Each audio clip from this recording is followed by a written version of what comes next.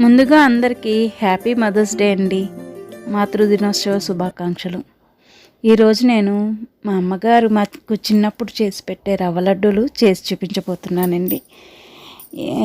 ఇవి చాలా ఇష్టంగా తినేవాళ్ళం. సాయంత్రం పూట ఏమన్నా తినాలనిపించినప్పుడు అమ్మని అడిగితే చిటికలో చేసి పెట్టేది అమ్మ. అంతేకాకుండా ఇంటికి ఎవరైనా చుట్టాలు వచ్చినా, బంధువులు వచ్చినా, ఫ్రెండ్స్ వచ్చినా సరే భోజనంలో స్వీట్ పెట్టే భోజనం పెట్టాలి అనేది అలాగా చిటికలో చేసి వాళ్ళకు కూడా భోజనంలో వడ్డిచ్చేదన్నమాట అండి.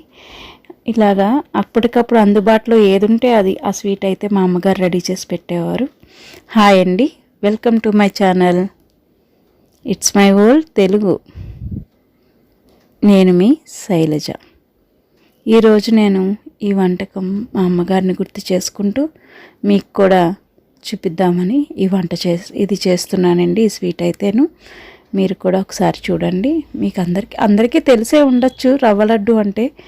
కాకుంటే ఒక్కసారి ఎందుకో చేయాలనిపించిందండి.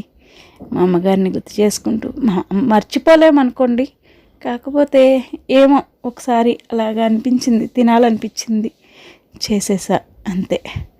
ఒక 2 స్పూన్లు స్టవ్ వెలిగించుకుని బాండీ పెట్టుకుని 2 స్పూన్లు నెయ్యి వేసుకుని అందులో జీడిపప్పు కిస్మిస్ వేయించుకోవాలండి. అమ్మ అనేది ఆ బంధం ఎవ్వరు ఎంత ప్రేమించినా కానీ ఆ బంధం అయితే మనకి రాదండి. ఆ ప్రేమ అయితే రాదు మనకి.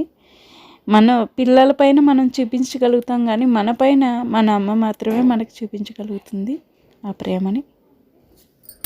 జీడిపప్పు కిస్మిస్ పక్కన పెట్టుకున్నాక 1 కప్పు రవ్వ అందులో వేసి వేయించుకోవాలండి. దోరగా సిమ్లో పెట్టి వేయించాలండి. హైలో పెడితే మాడిపోతుంది రవ్వ. మంచిగా ఒక 5 మినిట్స్ పాటు వేయించాలండి. ఒక చిన్న గ్లాసుడు పాలు తీసుకుని వేడి చేసుకోవాలి. పాలు కూడా వేస్తామన్నమాట. ఉండకట్టడానికి ఇది బాగా హెల్ప్ అవుతుంది అన్నమాట మనకి.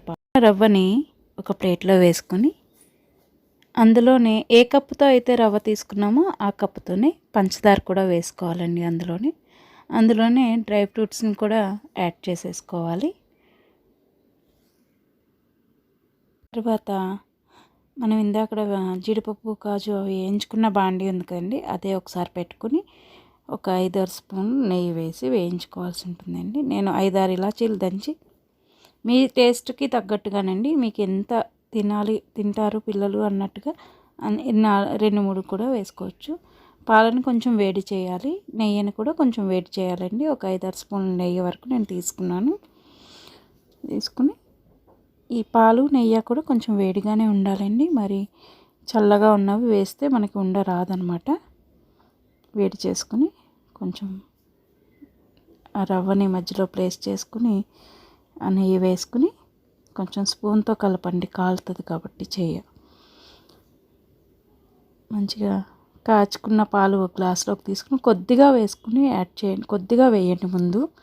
అలాగా స్పూన్తో మొత్తం బాగా కలుపుకోండి.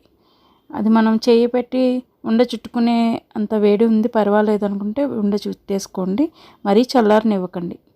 ఇంకా సరిగా రావాలంటే ఇంకొంచెం పాలు కూడా మీకు వస్తుందా లేదా అని చూసుకోండి. వస్తుంది అనుకుంటే ఓకే, లేకపోతే కొంచెం పాలను యాడ్ చేసుకుంటే ఇలా ఉండలు బాగా వస్తాయండి.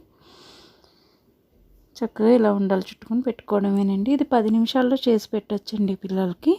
మనం ఈజీగా. మా అమ్మగారు కూడా అంతే. సాయంత్రం పూట ఏదైనా తినాలనిపిస్తుందంటే చిటికలో చేసి పెట్టేవారనమాట. అమ్మ ప్రేమ అనేది అమ్మ మాత్రమే చూపించగలదండి. మనం ఎవరన్నీ చెప్పినా కానీ అమ్మ గురించి మనం ఎంత చెప్పినా తక్కువే అవుతుందండి. అమ్మ వేరు. ఏదైనా సరే అమ్మ ఉన్నంత వరకే మనం పిల్లలం. అమ్మ చనిపోతే మనల్ని పిల్లలుగా చూసేవాళ్ళు ఎవరు ఉండరండి భూమి మీద. మన అమ్మ నాన్నలు మాత్రమే మన పిల్లలుగా ట్రీట్ చేయగలుగుతారు. మనం ఎంత పెద్దవాళ్ళమైనా, మన పిల్లలు పెద్దవాళ్ళు అయినా కూడా వాళ్ళు మాత్రమే మనల్ని పిల్లలుగా చూడగలుగుతారనమాట. అంతే. వాళ్ళు ఉన్నప్పుడు మనం చాలా జాగ్రత్తగా చూసుకోవాలండి. వాళ్ళు లేనప్పుడు వాళ్ళ గౌరవం పోగొట్టకుండా వాళ్ళు చెప్పినవి, వాళ్ళు నేర్పిన మంచి అన్నీ కూడా మనం ఉంచుకోవాలండి, గుర్తుంచుకోవాలి ఎప్పటికీ. అమ్మగారు అయితే చాలా బాగా ఉండేవారండి. మనుషులంటే చాలా ఇష్టం. ఎవరొచ్చినా కూడా ఎంతో మురిసిపోయేవారు. మా అమ్మ మా నాన్నగారు కూడా మనుషులంటే చాలా ఇష్టమండి వాళ్ళకి. అందుకు ఏమో తొందరగా తీసుకెళ్ళిపోయాడేమో దేవుడు. Thank you.